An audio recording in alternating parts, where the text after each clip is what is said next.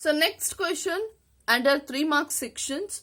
Derive a relation between G and capital letter G. Very important question. G, it is acceleration due to gravity. Capital letter G, universal gravitation constant. We have to derive the relation between what is this small g and as well as capital letter G.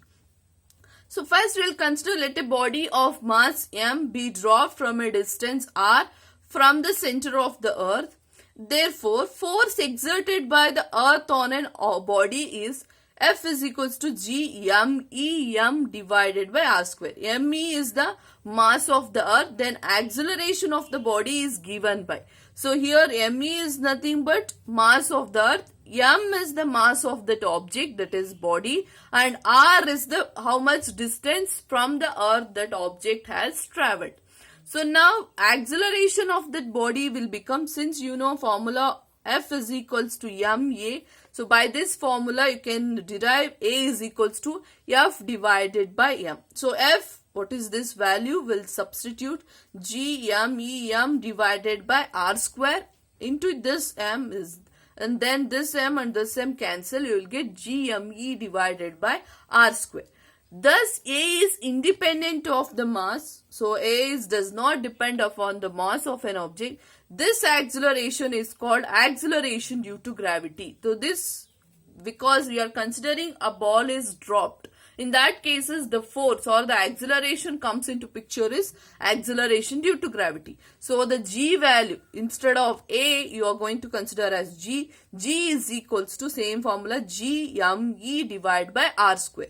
G, universal gravitation constant, and m, mass of the earth, r is the distance, how much it has traveled. So, this is the relation between small g as well as the capital letter G. Next question is, discuss the variation of weight of a body with the latitude of earth and altitude of the earth. So, how the variation of weight of an object takes place. Weight of an object means here we are going to consider about the acceleration due to gravity. Earth is not a perfect square. So, we have known that Earth is not a perfect square. Its radius at equator is larger than at the poles. So, if you consider this is the Earth, if you consider in the equator, on the equator, the radius will be more compared to that of the poles. This is the second point. The acceleration due to gravity is inversely proportional to square of the radius. So we have derived now only the formula, that is G is equals to G me divided by r square, isn't it? So r square is nothing but radius, that radius is square.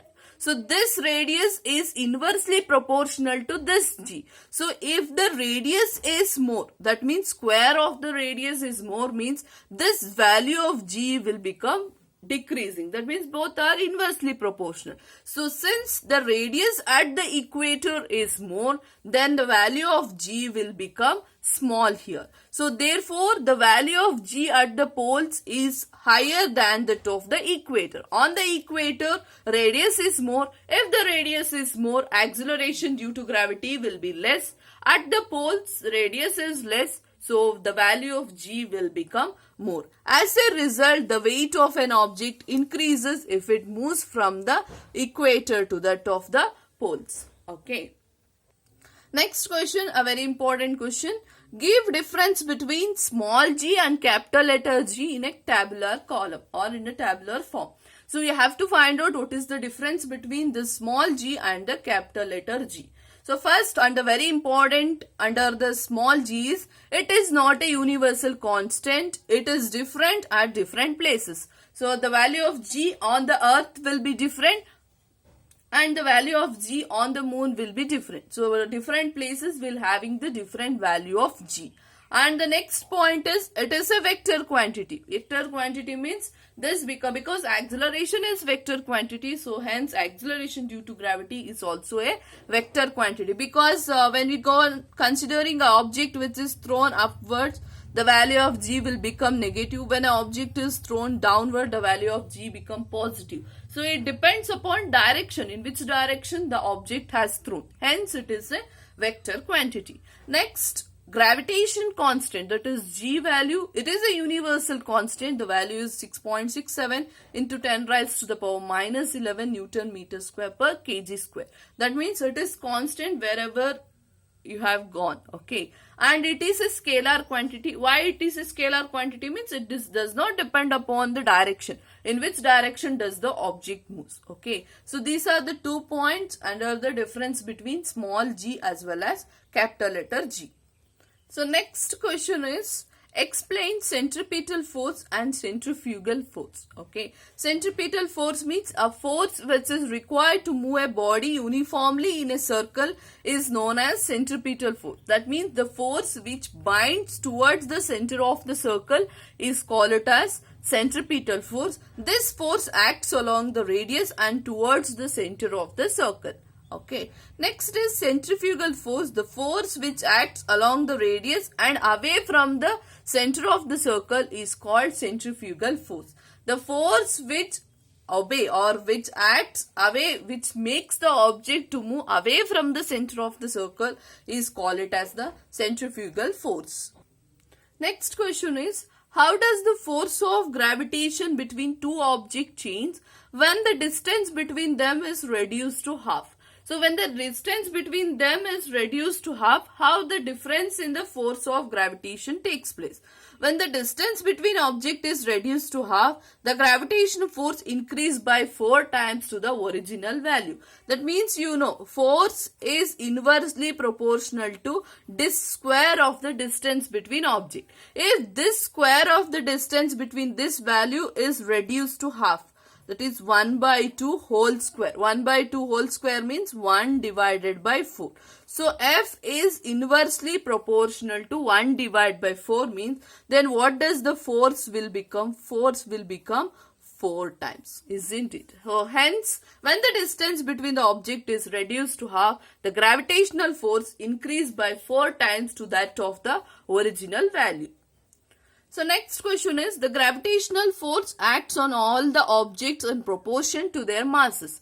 Why then heavy object does not fall faster than the light object? That means, why this acceleration or a gravitational force on an object, if you have considered, instead of, that means regardless of the masses, both the object, heavy object and light object will comes. The force on those two objects remains same. Why it is? Because acceleration due to gravity does not depend upon mass of the object. Hence, all the bodies with the same acceleration provided there is no air or other resistance. If there is no other resistances, all the bodies on the free fall, if you consider, they will move with the same acceleration due to gravity.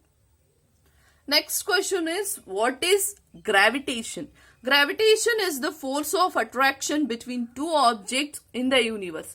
Any two objects, if you are considering, for example, Earth and the Moon, that is also a gravitation is there, or the force of attraction will be there between Earth as well as the Moon. So that is the first point. Gravitation may be the attraction of objects by the Earth. So any of the object on the Earth, if you are consider, that will be the attraction of that objects by the Earth.